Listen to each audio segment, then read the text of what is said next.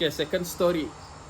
So tadi the first story pasal orang newly married couple yang baru balik rumah.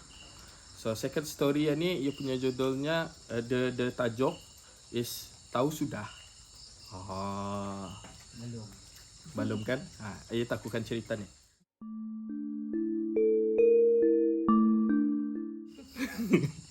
So kisah ininya terjadi masa aku masih sekolah sekitar tahun 2001.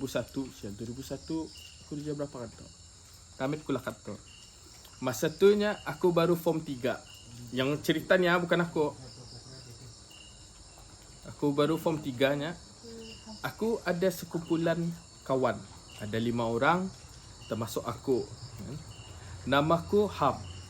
Kawan-kawanku Zaid, Asfar, Jul sama Faiz. Kalau kan diikutkannya, kami ani memang jenis yang lasak dan sukakan adventure. Since kami tinggal di kawasan Sungai Brunei, memang aktiviti kami memancing di tempat-tempat yang kadang payahkan diagak. Kalau indah berperahu, indah sampai ke sana. So, dorang ni memang suka adventure lah tu. Selain itunya kami pun suka naik bukit, masuk hutan. So, akan dijadikan cerita. Masa tu, indah lama lagi akan periksa PMB yang bermula. Kami 5 sekawan ni pun acah-acah study group. Kan tiap hari study group ni, padahalnya bermain di hutan, ternaik-naik bukit. Masa tu, rasa takut pun dadak. Kami punnya mulalah untuk buat plan camping di atas bukit. Siang itunya kami sepakat membagi tahu arah keluarga yang kami tidur di rumah Syaspar yang di sebelah tambeng. So Syaspar pun berpadah arah keluarganya yang ia tidur di rumah Faiz di kampung. So kampung air tu kalau di Brunei. So petang tu pukul 3 nya kami berkumpul di tambeng untuk naik ke bukit. Konon kan campingan ni lah ni tadi Kami pun memulakan perjalanan naik ke atas. Sesampainya kami di atas bukit itu, kami pun menyiang tempat, membersihkan tempat, mencari tempat untuk mendirikan kemah, untuk berkemah lah kan, camping. So selepas selesai mendirikan camp apa itu ni semua, si Zaid sama si Joel ni pun keluar berjalan dari camp untuk mencari kayu. So kayu api lah tu. So kayu ni untuk dorang bermasak lah tu. Masak ini semua. So sambil dorang kawannya Zaid sama si Joel keluar mencari kayu. So yang tinggal Ham, Faiz sama Aspar ni santai-santai melihat pemandangan dari atas bukit. So ia di atas bukit dorang camping, dorang punya camp atau and imagine pemandangan di atas bukit pukul 5 petang. Lawa kan? Sekejap lagi kan golden hours gitu. So tunggu bersuara tas Syaspar ni. Mana kan dorangannya? Batah banar juga mencari kayu. Kami pun mengangguk and melihat kawasan itu. Mana tahu ada dorang balik time itu kan. Tapi indah ada juga usul-usul dorang kelibat dorang lah balik ke camp. So selepas 30 minit kami pun decided untuk mencari dorang. Baru kami berdiri kan berjalan mencari ada dia si Zaid ni bersuara bertanya kami kan kemana kemana kamu. So kami pun menjawab lah kan, kami mencari kamu lah, lama sangat kamu ni mencari kayu. Dan kami pun melihat di belakangnya ada si Joel membawa kayu. Banyak kayu ni di bawahnya. So kerjaku si Haman ni tadi kerjanya memasak. Dalam usaha menyusun kayu untuk dipasang api itu, aku terlihat katanya ada satu kayu yang panjangnya macam sedapa lebih sikit lah. Aku tahu mana panjangnya sedapa ni. Dipegang oleh si Joel. Lawa usul kayu itu. So aku pun memintanya dari si Joel. Konon kan jadi untuk penyucuk api. nyucok kayu untuk menyusun kayu yang sudah terbakar itulah, yang sudah marak ni. Tapi si Jol ni sepatah nganya jawabnya, indah boleh. So kami pun heran kan. Si Jol ni dari mula-mula orang sampai tadi, ia senyap je, indah banyak bunyi. Tapi aku pun buat macam biasa saja. So selepas habis masak, makan, kami pun cerita-cerita duduk di sekitar unggun api yang kami buat ni. Masa cerita-cerita and bebon. So bebon ni kalau bahasa Malaysianya apa tu? Bersenda gurau. Bersenda gurau. Hei, senda gurau tawamu. So masa bercerita-cerita and bebon itu, kami terdengar macam ada bunyi suara orang minta tolong. Kami pun berlihatan sama sendiri. Takut pun ada jua rasanya masa tu.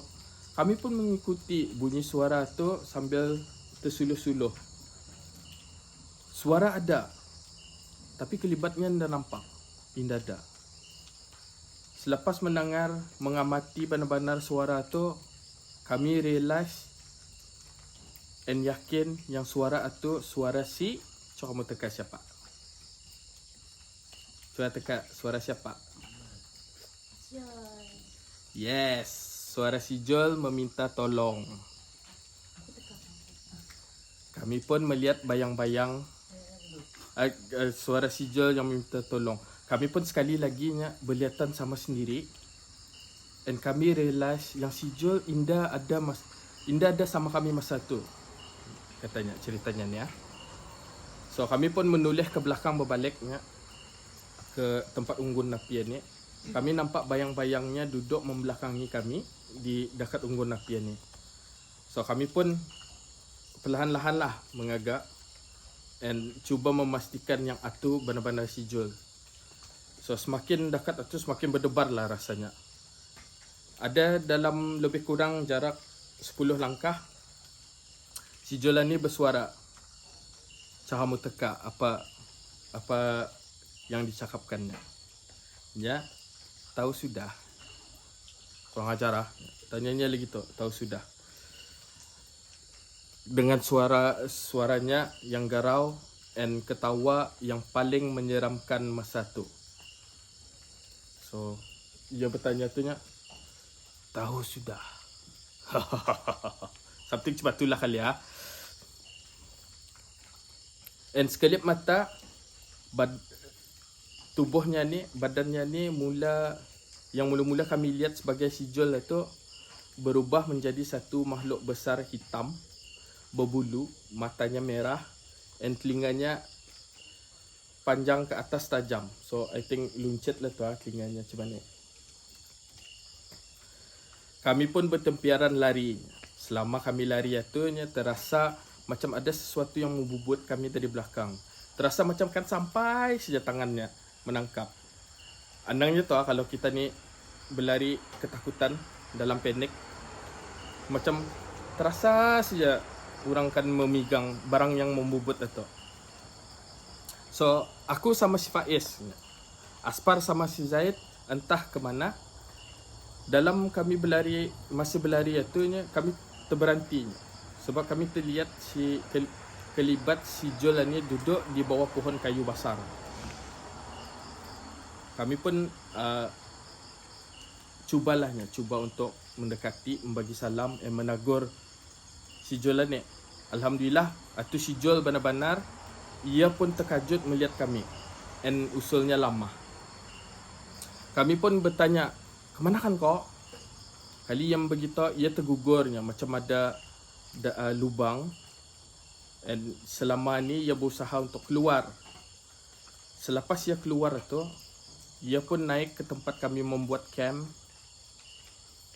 Tapi dilihatnya kosong. Kami indah ada di sana, camp kami pun indah ada di sana. So ia pun cuba untuk turun, tapi indah kejumpahan jalan. Rupa-rupanya si Jol ni karena tapuki di alam lain.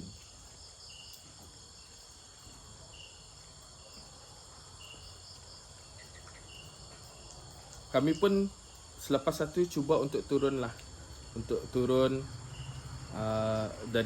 keluar daripada tempat itu. Sesampainya kami di bawah, kami melihat ada si Asfar sama si Zaid di bawah itu bersama dengan orang tua-tua di kampung itu. Yang kami heran masa itulah ya, macam mana boleh ramai orang di bawah itu sekelip mata. Yang parahnya lagi nya, bapa dengan babu pun ada. So babu ni kalau Brunei, babu ni is mama, ia punya mothernya lah, mothernya. Babu ni nya nangis-nangisnya, indah habis-habis berucap syukur. So kami tiga ni pun confused. Apa sebenarnya ni? So when kami jumpa si Aspar sama si Zaid, kami pun bertanya macam kenapa ramai orang kan? Apa ni sebenarnya? Apa yang jadi sebenarnya? So si Aspar sama si Zaid ni pun berpadah membagi tahu dan meminta maaf. Rupanya kami tiga ni sudah hilang di tempat itu selama 3 hari. Hari kami naik, masakku kan masak. Si Zaid sama si Aspar ni turun ke bawah sebab kan berjumpa girlfriend dorang. Dan masa dorang naik semula, kami indada cuma tinggal camp sama unggun api yang masih marak lah, yang masih berbasap. So dorang pun cuba mencari kami tapi indah jumpa. Sebab itu dorang minta tolong orang kampung untuk mencari kami. So di sisi lain masa kami makan, bercerita bebon di atas satu, kami lari,